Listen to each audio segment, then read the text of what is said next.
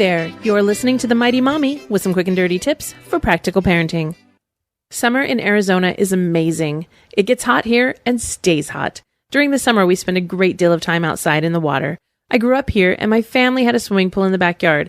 I'm pretty sure that once I learned to swim around the age of 5, I felt invincible in the water. Nowadays, I realize just how not invincible I was. So here comes summer and my kids are very excited about the prospect of hanging out in the water and learning to swim. This is a great time to talk about safety in and around swimming pools.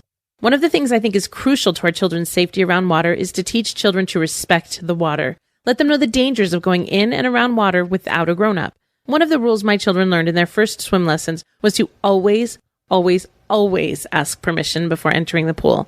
That reminds them and you to be present whenever they're going into the water.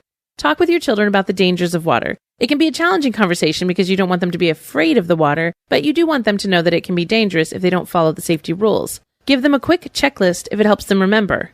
You can have them remember these 3 simple rules. 1. Do not play or run near the water. 2. Ask permission from an adult before going in or around a pool. 3. If you see another child near or in the water without a grown-up, tell an adult right away. If you'll be attending parties or playdates where there will be a pool, make sure you go over the rules with your kids before you arrive.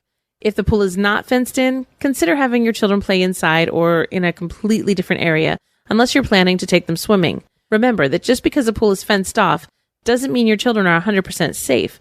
Children are very resourceful. If they see a challenge like a fence or a gate, they're very likely to find a chair so they can attempt to unlock or climb over. In other words, don't leave your kids unattended just because you think the area is safe. Both of my children have had some swim lessons, but this year I'm really pushing for them to learn to swim. Neither of them fears the water, but if either of them fell in the pool, I'm pretty certain they would panic. That type of reaction, should the situation occur, is one reason why a child needs swim lessons. Teaching your children to feel safe in the water will help them to remain calm if they should happen to find themselves in the water unexpectedly. If you can teach your children to swim, great, do it yourself. I was completely unable to teach mine on my own because they don't want to let go of mommy in the water. Though that was great bonding time for us, I needed them to be able to swim to the side and pull themselves out. The only way that was going to happen was if someone else taught them. Check your local YMCA or recreational centers. Many of them have extremely good rates on swim lessons. If you don't mind the extra cost, you could even consider a private swim school. Indoor pools will allow your children to learn to swim any time of the year. I believe swim lessons for kids are just as important as CPR classes for parents. So while you're at it, make sure you're up to date on your own CPR certifications. One thing that's always concerned me when taking my children swimming in a private pool is the idea of being the only adult present. I believe that adults need to have a buddy system too. If I'm swimming with my kids, I'll always have another grown-up with us. It's much safer that way. In case something happens to either one of us, I highly recommend that you always have at least one other adult present when swimming with children. If you have several children, even accomplished swimmers, you might want to consider a couple extra adults. There could be a lot going on in the water. Having fun, splashing, and noise making are great distractions. When you have kids around water, you need to be aware of what's going on at all times. Besides, the more the merrier, right? Finally, remember that even if you provide your children with rafts, floaties, swim vests, or inflatable inner tubes, you cannot rely on these items to keep your child safe. You must be involved and watching at all times. One thing you can and should rely on outdoors, however, is sunscreen.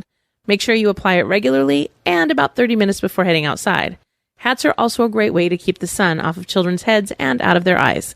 Also, remember that just because you're in the water doesn't mean you'll be hydrated. Be sure to bring fresh drinking water with you and keep everyone's hydration levels up.